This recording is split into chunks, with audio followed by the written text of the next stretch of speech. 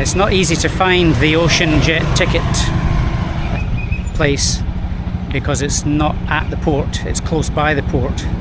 So there's kind of two stages. One is where you go and buy the ticket, and then the second one is where you go to the port, and just before boarding the ferry you have to go and pay the port fee.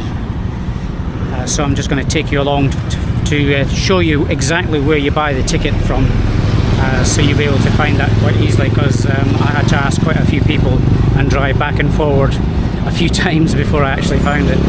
So let's go.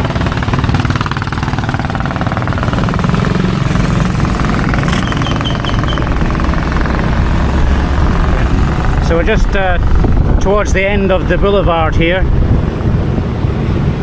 approaching the port.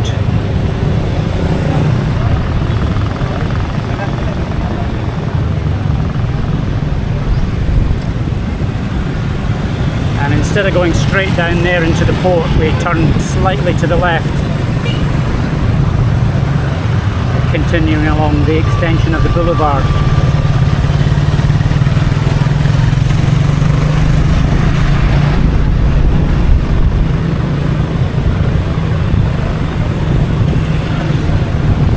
If you look to the right there, you'll see that tall wall sticking out, what they call a firewall. That is the entrance.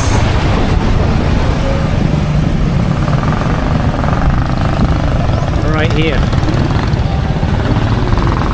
And you join that queue down there to get your ticket. So I'll see you down there. So when you come in, you'll see all these queues. But those queues are for other ferries. So what you want to do is come right down to the front here,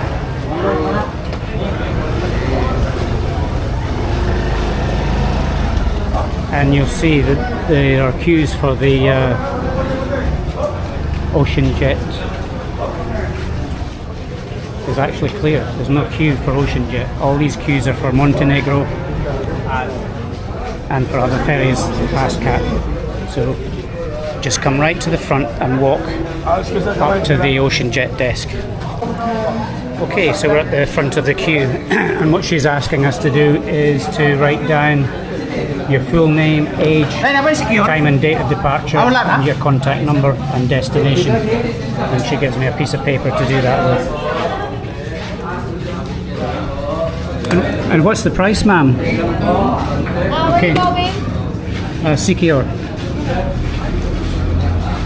At the bottom. And do I get the senior price? Even though I'm a senior? Yeah. Okay. Only for Filipino senior. Okay. Right. So I don't qualify as a senior because I'm not Filipino. So I'm just going to fill out all this stuff and I'll get back to you. Yeah, so I just bought my tickets, and it was 580 pesos each way on the business class, which is worth paying the extra pesos for because it's air conditioned and it's much more comfortable seats. So I don't mind paying the extra for that level of comfort. So that's it. That's how you get onto your Ocean Jet. I don't know why the queue is so short for Ocean Jet and it's so long for the other ones. Perhaps they are cheaper and the locals go for the cheaper rides. So I recommend going for Ocean Jet. Just take you around to the port entrance and show you how to get into there.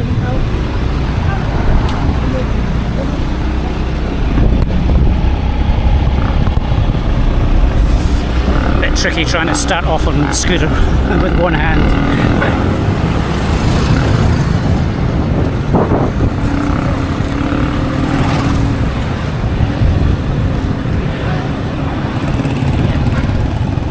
So if we just turn left here,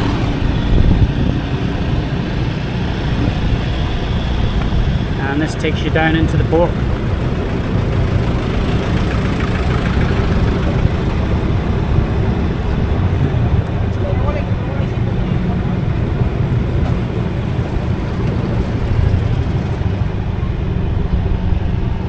Go into the terminal building there on the right hand side, pay your port fee, which is relatively cheap, and then hop on the ferry.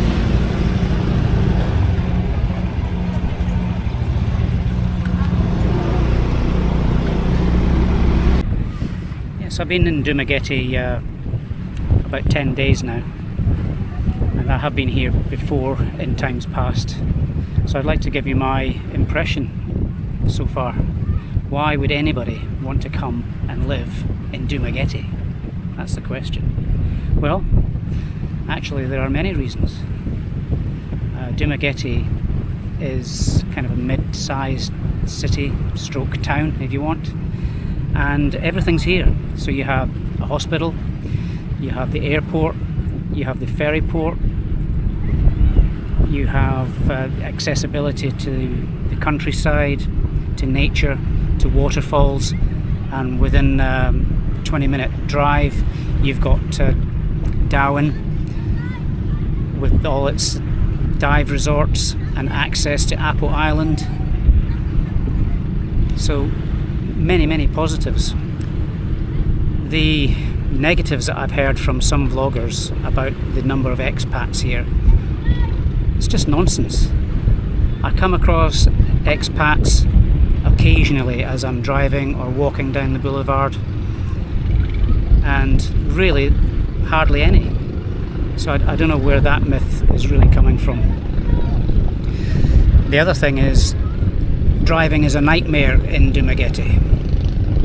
No, it's not. There's a flow to driving here, and if you can get into that flow, it's absolutely fine.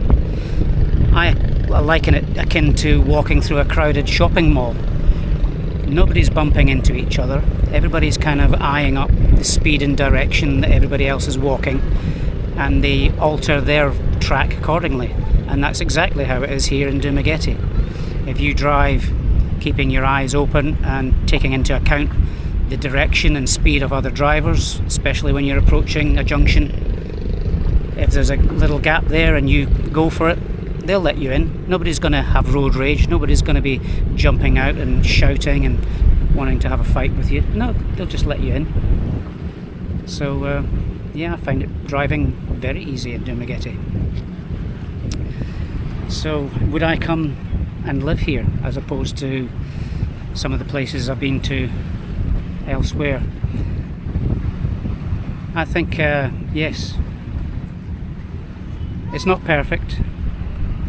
There are some rough places, the pavements are cracked,